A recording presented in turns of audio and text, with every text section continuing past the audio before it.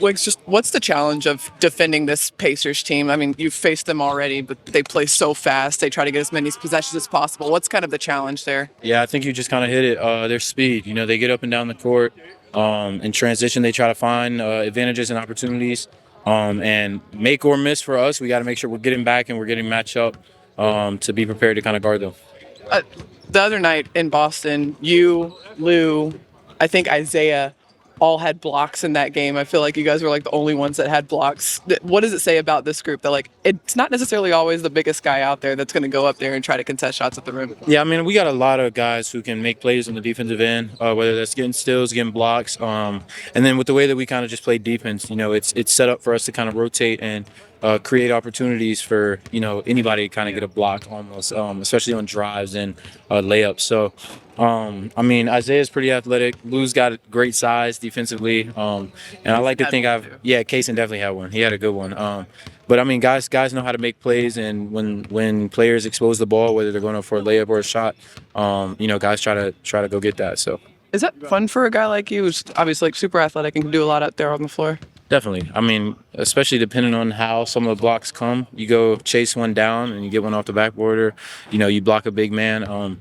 Those are always fun. Those are big plays that might not look like the same, might not look like it holds the same weight, especially on a stat sheet. You get points for a block, but for the team, I think it's a thing defensively that kind of brings energy and helps lift the team. So, Aaron, obviously, like outside of that game at the Garden, Shea hasn't played for the better of 5 games. Dove's been missing the past couple games. Just obviously without two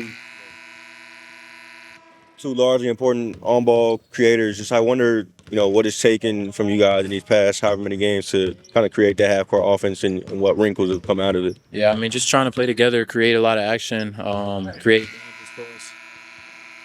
advantages for us on the offensive end. Whatever we can get, we gotta be aggressive. We gotta play confident and be comfortable within whatever shots we're kind of creating. So just try to create extra opportunities and advantages. Yeah, and what, if anything, new have you seen come out of this opportunity, I guess, through these past few games? I think there have been a couple of things to stand out, just like things we kind of have to focus on as a team. When things are going our way, what's working, and then when things aren't going our way, what we need to kind of get back to. It just kind of points to our team, collectiveness and togetherness when we're on the court. And by now, I don't know if you've seen this clip, but there was a clip floating around maybe like a week and a half ago. LeBron and JJ going back and forth talking about Mark and just being surprised at how old he was, or I guess in this case how young he was. Just do you remember at all like your initial reaction to meeting him, just getting to know him, anything like that? Yeah, very strategic guy, smart dude. I think he's supposed to be a professor, so you can see his wisdom and his knowledge in a simple conversation. So yeah. Did you have like a similar reaction to like his age? Because I imagine, most coaches are like older, right? Nah, I don't even know how old he is. You got to guess. How old would you say? Probably like 35, 36. He might like to answer. Yeah. This whole trip, you've been facing loud playoff-type crowds. Tonight will be no different. Playing on a Friday night on the road, they're always loud. How will this benefit you guys, being in situations like this come playoff time? I mean, just another game to kind of prep. Understand that we can get better from these games, and we got to take every possession seriously and be out there executing the game plan and playing together. That'll help us in the long run. And regardless of the flow of the game or anything, these are games that we have to take with a lot of serious approach to it, because we're at that last stretch before playoffs, and we got to get ready. So.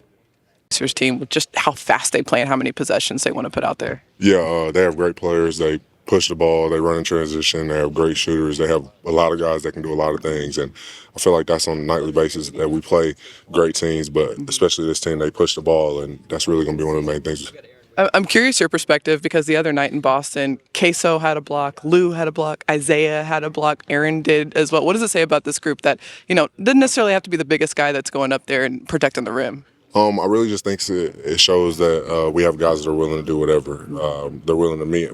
We have a lot of guys that are willing to meet whoever at the rim, if that's taking charges or blocking shots, and we have a lot of guys that make those hustle plays.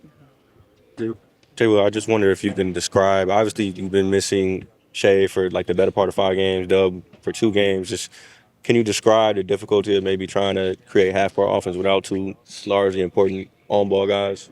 Yeah, of course, when you're missing two great players like we are, things are going to change. Offense is going to change, defense is going to change. Really, the whole game's going to change. But I feel like we have a lot of guys that are ready to step up and ready to make those plays. And of course, we missed Shea, we missed Doe, we missed them out on the court. Yeah, and I just wonder what wrinkles have come out of, having to create stuff without those guys. I feel like we run a lot of the same stuff that we run, just different guys, different situations, different spots. So you wouldn't say maybe more handoffs, especially for you in light of their absences? I feel like with the personnel that we're running with, I get more handoffs because it's more time with Zay on the court or Lindy or guys that like to run rifle. So it's really personnel based. Once again, you're facing another loud home crowd tonight. What are the benefits of learning how to play in tough environments to get you ready for the postseason?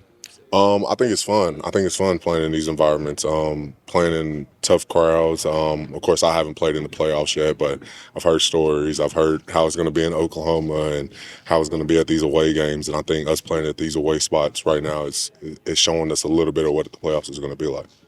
Yeah, how hard is it to fight off those ideas, those visions of what that's going to look like, in a couple weeks, especially now that we're getting so close to it? I think the main focus of what's going on right now is just keep stacking. I think there's still a lot to learn, a lot to build on what we have, and I think that we got to focus on the game that's ahead of us to get ready for those times.